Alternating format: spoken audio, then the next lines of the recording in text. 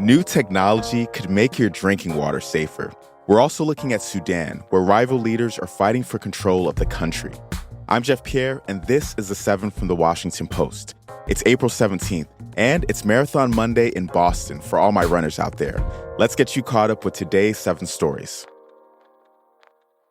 First up, rival generals are fighting for control of Sudan. The fighting began Saturday in the capital city of Khartoum between the Sudanese military and a powerful paramilitary group.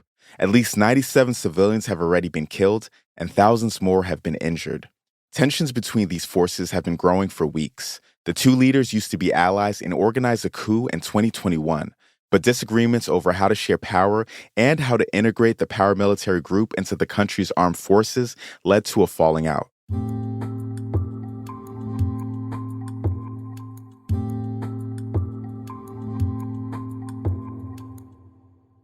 Number 2, at least 4 people were killed in a shooting in Alabama this weekend. The shooting happened late Saturday during a 16-year-old's birthday party in the city of Dadeville. At least 28 others were injured. Sergeant Jeremy Burkett of the Alabama Law Enforcement Agency gave updates about the incident at a news briefing yesterday. This is also a very fluid situation.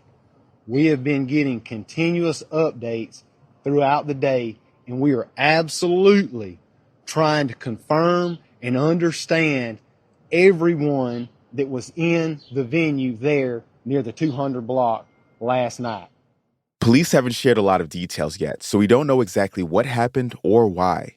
One of the 4 people killed was reportedly a high school football star.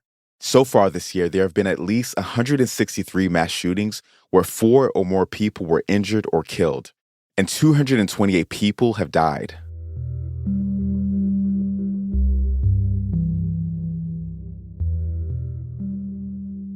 Number 3, a $1.6 billion defamation trial against Fox News has been delayed.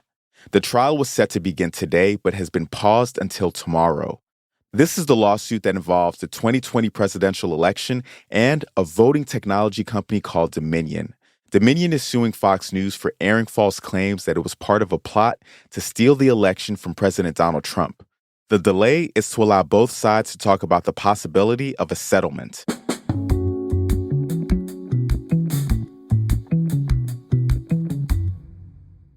Number 4, Supreme Court Justice Clarence Thomas's finances have come under more scrutiny. For the past 2 decades, he's claimed income totaling of hundreds of thousands of dollars from a real estate firm that hasn't existed since 2006. Zooming out here, this is part of a series of errors and omissions that Thomas has made on his annual financial disclosure forms over the years.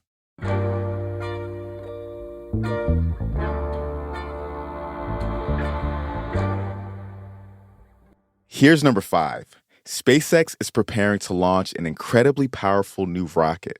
The launch could happen as early as this morning, though it could get delayed. SpaceX is targeting a window starting at 9 a.m. Eastern. So, what makes this rocket so special? Starship is able to carry an unprecedented amount of cargo and potentially dozens of people to deep space. It's also designed to be reused.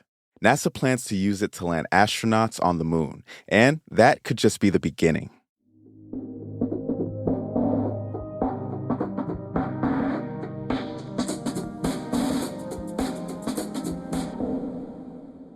COVID is still a leading cause of death in the U.S. That's story number 6. The numbers tell us that the coronavirus is tied to about 250 deaths a day. This is an average, and it's mostly among the old and the immunocompromised. But fewer Americans are treating it as a leading killer. You should also know that a new coronavirus subvariant, XBB 1.16, has been found in 29 countries so far. The CDC said that it made up over 7% of COVID infections in the U.S. last week.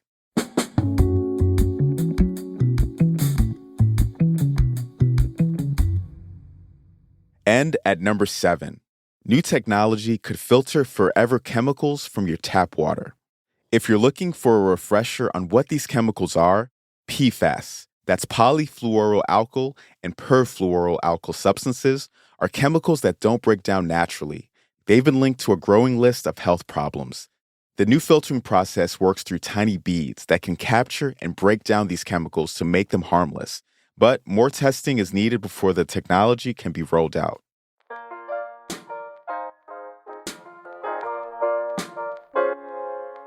And just like that, you are all caught up. If you have a second this morning, leave us a rating or a review.